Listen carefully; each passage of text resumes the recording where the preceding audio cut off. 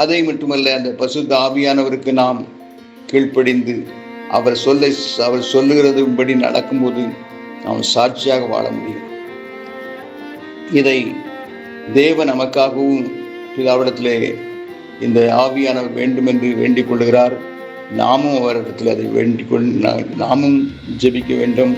இப்படி கேட்டு அந்த நாம் வேண்டிக் கொள்ளும்போது நமக்கு அந்த பரிசுத்த ஆவியை கொடுக்கிறார்.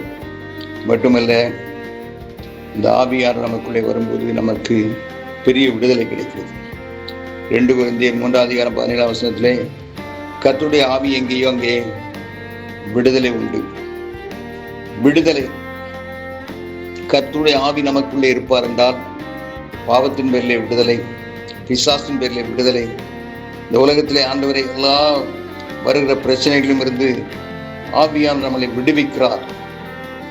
பாவக்கட்டுகள், உலகத்தினால் உண்டான பயங்கரமான காரியங்கள் நம்மளை அது கட்டுகிறது, நம்மளை சூழ்ந்து கொள்ளுகிறது.